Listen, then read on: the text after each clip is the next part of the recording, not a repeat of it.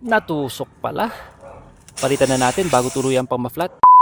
Safety tips and reminders kapag nagpapalit ng gulong. Halimbawa, ganyan, napako o natusok at kailangang ipalit ang spare tire. After mapatay ang makina, ma-engage ang handbrake, mapababa ang mga pasahero at ma-prepare ang mga tools. Bago pa iangat ang sasakyan gamit ang jack, siguraduhin muna na may kalso on both sides yung gulong na diagonally opposite sa gulong na papalitan. Sunod, ilagay ang spare tire sa ilalim ng sasakyan, malapit sa gulong na papalitan. Pansalo ito in case magkaproblema sa jack. Iba-iba ang lokasyon at paraan ng pagkuha sa spare tire depende sa sasakyan, kaya it's best to refer to your owner's manual. Pangatlo, bago iangat, loosen muna for about a quarter turn ang mga wheel nut in a crisscross manner. Loosen lang, huwag tatanggalin. Sa pagpwesto naman ng jack, siguraduhin flat at hindi malambot ang surface. Choose a jacking point na pinakamalapit sa gulong. Kung hydraulic jack, gaya nitong asa Montero, siguraduhin nakatighten itong release valve. Pihitin lang siya ng clockwise. At ayan, good to go na. Pwede nang iangat. I-double check din ang contact point. Dapat maayos ang lapat para hindi basta-basta dudulas. Kung may jack stand, use it for added safety. Pag nakaangat na, tuluyan ng iloosen at tanggalin ang mga wheel nut. Tanggalin ang gulong, ipalit ang maayos na spare tire, saka ibalik ang mga wheel nuts. Higpitan in a crisscross manner at hand tighten muna bago gamitin ang tire wrench para siguradong maayos ang pagkagat ng mga ito sa thread. Ibaba ang jack by slowly turning the release valve counterclockwise. Pag nakababa na, higpitan ulit. Better kung may torque wrench gaya nito para maset sa tamang higpit. Pero kung wala, just use the tire wrench na kasama sa sasakyan. Sa paghihigpit, iwasang tapakan o gamitan ng extension para maiwasang ma-over-tighted na pwedeng makadamage sa wheel stud. Last steps, syempre clean up at dalhin agad sa tire shop ang nabutas na gulong for repair or replacement. Kung may nakalimutan ako, comment nyo lang. If you find this helpful, leave a like and subscribe for more.